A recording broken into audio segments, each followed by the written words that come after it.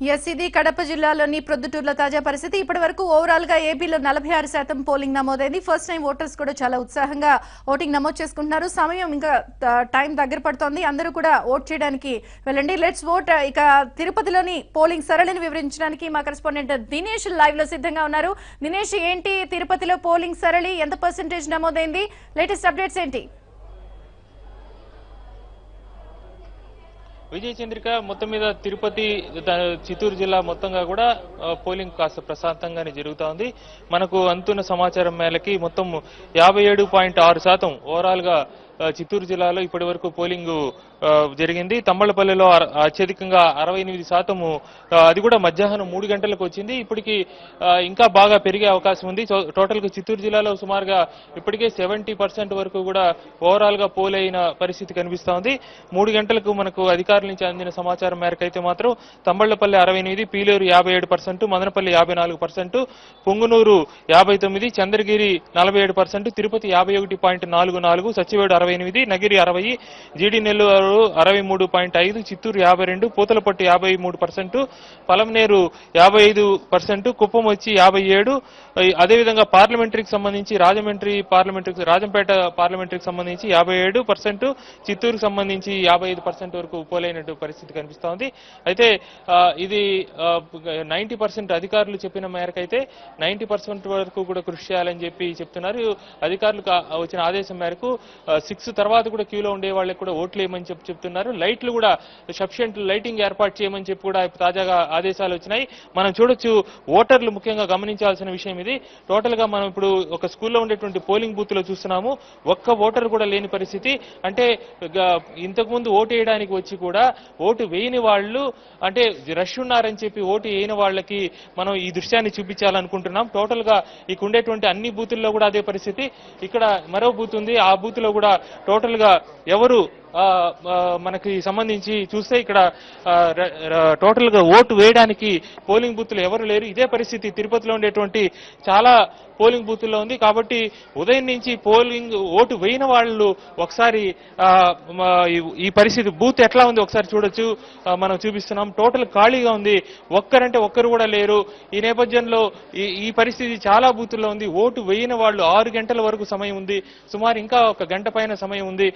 వస్తే నేరుగా వచ్చి ఓటు వేసేసి వెళ్ళిపోవచ్చు. చాలా బూతులు అంటే సఫిషియెంట్ గా ఇక్కడ ఉండేటువంటి ఇంత చిన్న చెన్నారెడ్డి కాలనీలో సుమారుగా ఒక 15 బూతులు దాకా ఏర్పాటు చేస్తున్నారు. ఈ నేపథ్యంలో ఇక్కడికి లోపలికి వచ్చిన వాళ్ళు 15 మంది ఒకసారి వచ్చినా ఇమీడియట్ గా ఓటు వేసి వెళ్ళిపోవచ్చు. అంటే వాళ్ళకి ఈ గంటలోనే సుమారుగా 3000 మంది వచ్చినా కూడా ఓటు వేసి వెళ్లేటువంటి పరిస్థితి ఈ బూతులోనే ఉంది. కాబట్టి ఇమీడియట్ గా ఓటు వేయని వాళ్ళు అన్ని ప్రాంతాల్లో ఏ నియోజకవర్గంలో అయినా కూడా అదే పరిస్థితి. టోటల్ గా పోలింగ్ బూత్ ఖాళీగా ఉండేటువంటి విషయాన్ని మనం స్పష్టంగా చూడాల్సిన అవసరం ఉంది. అన్ని నియోజకవర్గాల్లో రాష్ట్ర వ్యాప్తంగా ఇదే పరిస్థితి ఉంటుంది.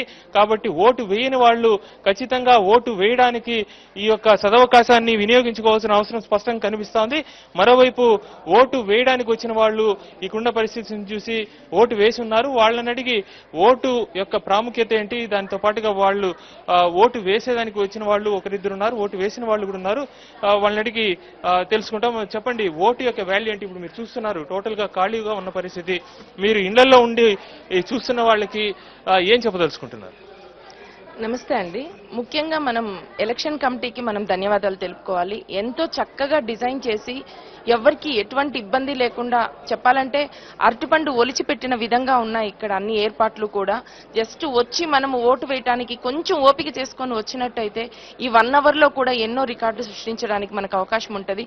దయచేసి టీవీల ముందర కూర్చున్న వాళ్ళు కావచ్చు, అక్కడికి వెళ్ళి నా ఒక్క ఓటుతో ఏమైపోతుందిలే అనే ఆలోచించకుండా ఇక్కడికి వచ్చి మీ ఓటుని వినియోగించుకున్నట్టయితే మీరు ఆశించిన విధంగా మీ ప్రభుత్వాన్ని మనం తెచ్చుకోవడానికి మనకు అవకాశం ఉంటుంది. కాబట్టి మీరు ఇళ్లలో టీవీల ముందర కూర్చోకుండా ఇక్కడికి వచ్చి ఓటు వేయడానికి రండి.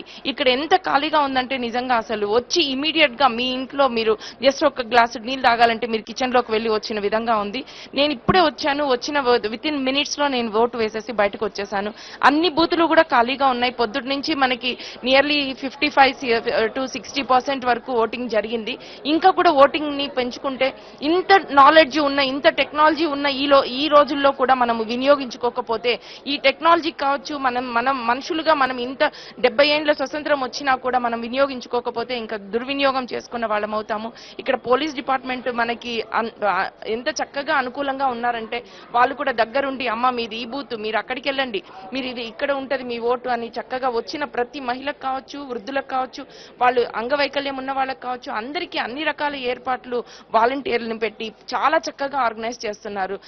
మనకి స్వతంత్రం వచ్చిందని నిరూపించుకోవడానికి ఇది ఒక మంచి అవకాశం. దయచేసి మీరు ఇళ్లలో కూర్చోవడం కంటే ఒక్కసారి మీరు జస్ట్ ఈవినింగ్ వాకింగ్ వచ్చిన విధంగా వచ్చి ప్రతి ఒక్కరిని కూడా ఓటు హక్కును వినియోగించుకోవాల్సిందిగా ప్రార్థిస్తున్నాను. అందరికీ ధన్యవాదాలండి. Thank you. ఇక్కడ ఒక యూత్ ఉన్నారు, వాళ్ళని అడిగి అమ్మ చెప్పండి, మీరు ఫస్ట్ టైం ఓటేసానికి వచ్చారా?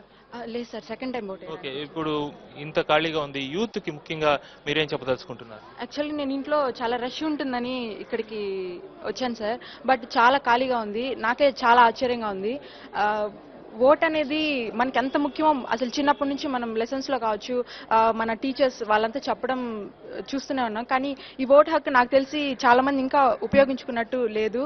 దయచేసి చెప్తున్నాను, మన ఫ్యూచర్ కోసం, మన కోసం అందరూ ఈ ఓట్ హక్కుని వినియోగించుకొని మనకు నచ్చిన, అంటే వాళ్ళు చెప్పారు వీళ్ళు చెప్పారని కాదు, మీ మనసుకి ఎవరైతే ఒక నాయకుడు ఉంటారు కదా మీ మనసులో, వాళ్ళకి ఓటేసి మనకు నచ్చిన ప్రభుత్వాన్ని మనమే తెచ్చుకుందాం. ఎందుకంటే మన ఫ్యూచర్ కోసం మనం బాగుండాలి కాబట్టి అందరూ ఖచ్చితంగా ఓటేయాలి. దయచేసి చెప్తున్నా, అందరూ ఎవరైతే ఈ లైవ్ చూస్తున్నారో దయచేసి అందరూ ఓట్ హక్కు వినియోగించుకోండి. ఎందుకంటే మేడం చెప్పారు, ఇక్కడ ఎవరికి ఎటువంటి డౌట్స్ ఉన్నా సరే చాలా బాగా అందరూ తీరుస్తున్నారు, హెల్ప్ చేస్తున్నారు. దయచేసి అందరూ రండి. Thank you. మీరు చెప్పండి, మీరు కూడా వచ్చారు ఓటేసేదానికి, మీ వారితో పాటు కూడా వచ్చినట్టున్నారు, ఎట్లా ఫీల్ అవుతున్నారు? ఇప్పుడున్న సిచ్యువేషన్ ఖాళీగా ఉంది, ఉంది, ప్రతి ఒక్కరూ ఓటు హక్కు వినియోగించుకోవాలని కోరుకుంటున్నాను. ఓకే, అది మనం చూస్తున్నాం. మీకు ఉదయం వచ్చాం ఓటు వేయడానికి, క్యూ లైన్ ఎక్కువగా ఉండింది, దానివల్ల రిటర్న్ వెళ్ళాము. ఇప్పుడు ఖాళీగా ఉంటుందనేసే ఈవినింగ్ వచ్చాము. ఖాళీగానే ఉంది, ఈజీగా ఓటు వేయడానికి ఆస్కారం ఉంది. మన హక్కుల్లో ఓటు హక్కు ఒకటి, సరైన నాయకుడిని వెన్నుకునే హక్కు ఇండివిజువల్కి ఇచ్చినారు కాబట్టి వాళ్ళు వాళ్ళ యొక్క ఓటుని వినియోగించుకొని వచ్చి ఖాళీగా ఉండే బూతుల్లో వాళ్ళ ఓటు వేసి వెళ్ళవలసిందిగా నేను కోరుకుంటున్నా.